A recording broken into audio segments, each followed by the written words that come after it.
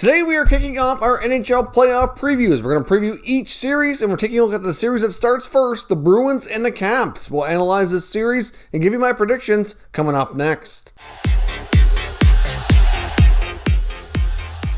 So welcome back to another video here at Top Shelf Hockey. Now, as I mentioned, we have our playoff previews starting here today. We're going to take a look at the very first series that kicks off this weekend. The Boston Bruins and the Washington Capitals will play a first-round matchup in the Eastern Division here. Now, these two teams are fairly evenly matched. They had very comparable regular seasons. So what we're going to do is take a quick look at their season stats, how they kind of stack up against each other. We're going to do a goalie comparison and then compare some of their top scorers to kind of see who I feel has an edge based on regular season play. We're also going to look at the season series quickly, and then I'll give you my thoughts on who I feel is going to come out on top in this one. So let's kick things off here first by doing a quick season stats comparison. So as we can see here, the Bruins and Caps were 2-3 in the East Division. The Bruins finished with a record of 33-16-7 for 73 points, whereas the Capitals finished just ahead of them, 36-15-5 for 77 points. So not a great deal of difference there. Of course, they played each other 8 times this season, and they split the season series evenly, 4 wins apiece. It kind of went back and forth all year, like they took turns winning. So there's really not a lot there that you can really use as a kind of glaring references to say that one team dominated the other. They were pretty evenly matched, as you would kind of suspect here. Now, looking at the breakdown of the statistics, we have the Boston Bruins scored 168 goals for 12th best in the league, whereas the Capitals scored 191 for 4th best. So the Capitals certainly a little bit more potently offensive, but at the same time, you can look at the recent trade deadline acquisitions for the Bruins, and they've been more offensive after getting guys like Hall, especially in their lineup. So, you know what? Even though that's a slight edge to the Caps, it's not indicative of their entire season there. Goals against wise, it's a little bit different. The Bruins only allowed 136 goals for 5th best, where the Caps allowed 163 for 17th best. So the Bruins certainly had better results when it comes to their defensive play and a slight edge in goaltending as well, which we'll get into momentarily, which allowed them to keep the puck out of the net more. And you have a lot more tighter checking matchups in the playoffs. And defense quite often does win championships as much as the offense is more fun and entertaining. The defense is equally as important, and the Bruins clearly have a defensive edge here based on these statistics. Now, looking at some special teams here, the power play had the Bruins at 21.9 for 9th best, whereas the Caps had 24.8% for 3rd best. So both had really strong power plays, with the Caps having a slight advantage. On the PK, the Bruins had an 86% efficiency rate for 2nd best in the league, which is outstanding, and the Capitals had a really solid one as well at 84% for 5th best. So they both killed off their penalties well. So each power play, even though they had great regular season success, likely will struggle. And you know what? Whoever comes out ahead here and gets their power play going a little bit better against each team's strong PK play could end up being a big factor in this series. Now, face-offs wise, the Bruins were the best in the league at 55.2%. You might be asking why I'm looking at that stat. And to be honest, if you're winning the face-offs more often, you're starting with the puck more often. It does make life a little bit easier, especially on offensive draws, and it does help typically create a lot of scoring chances. But you could argue here with the Capitals scoring more goals this year, but their lower face-off percentage.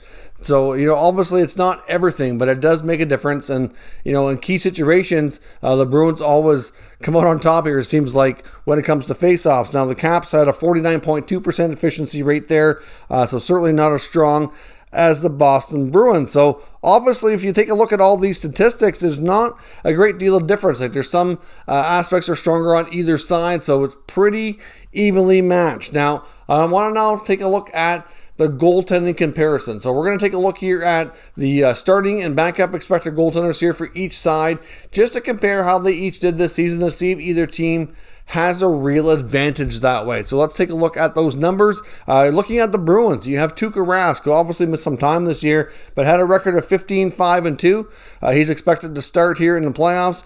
Had a goals against of 2.28.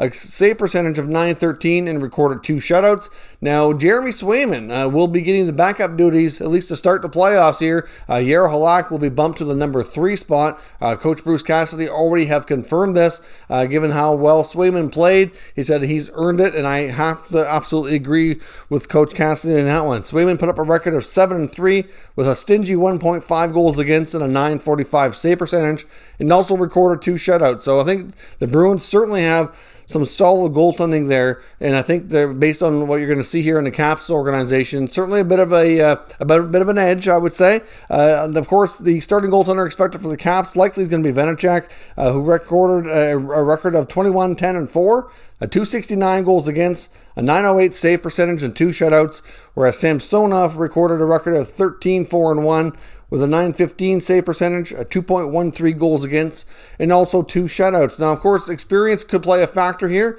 and of course, the Bruins have experience with Rask and of course Halak playing in the number 3 spot, whereas the Caps goalies are much younger and inexperienced come playoff time here. So, if that really boils down to how they face the pressure and all that, that could turn out to be a factor. Now, of course, as we've talked about, both these teams have their fair share of star players. Let's take a quick snapshot and comparison here of some of their top scorers for each of the year and see if there's any real differences or advantages one way or another that way. So taking a look at those numbers, looking at the Bruins, of course, Brad Marchand, one of the top scorers in the league this year, led the way at 69 points. Patrice Bergeron and Pasternak both had 48 to be 2-3 in scoring.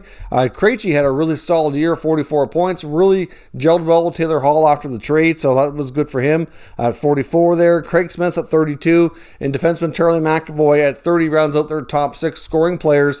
So clearly some high-end skill there. Of course, you get Pasternak, an elite goal scorer, and Marchand certainly getting better with age. Seems like he's aging like a fine wine when it comes to his production. Even though he's getting older, he's not slowing down, so he's defying the odds that way. When it comes to the Capitals, of course, they were led by Backstrom at 53 points, defenseman John Carlson, number 2 at 44, Oshie at 43, Ovi at 42, but of course Ovechkin did miss a fair bit of time down the stretch here leading into the playoffs. You have to question his health too. It could be a factor. And you get Tom Wilson at 33 points.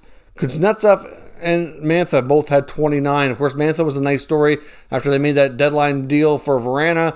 For Mantha, that worked out quite nicely for both sides. Both players seemed to fit well with their new teams and get off to a better scoring pace.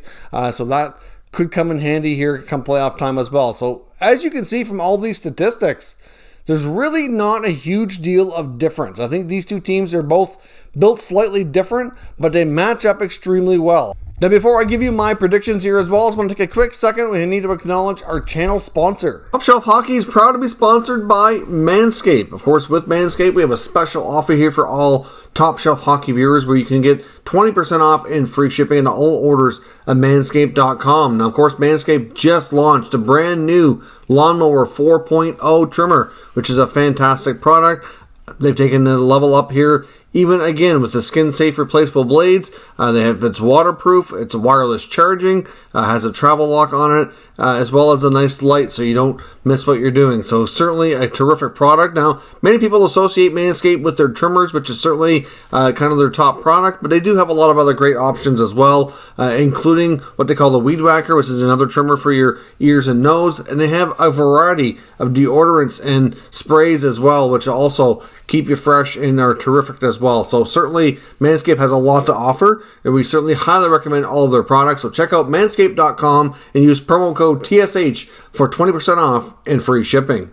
I could see a real possibility of this maybe being a 7-game series. I am going to give the edge here, and I am going to predict that the Boston Bruins win, possibly in Game 7 fashion. The main reason I'm going with the Bruins here is they were the hotter team, in my opinion, coming into the playoffs. I think that they were really energized after the deadline trade, picking up Taylor Hall, Curtis Lazar. I just really feel that they have an edge that way. When it comes to goaltending, I think that's going to be, ultimately important. Goalies can steal playoff series or games at times because given how they, the checking tightens up, the defense cracks down, you don't get as many goals typically. And when you have the edge and the defensive department and goaltending experience, I just think the Bruins will come ahead, but I don't think it's going to be by much.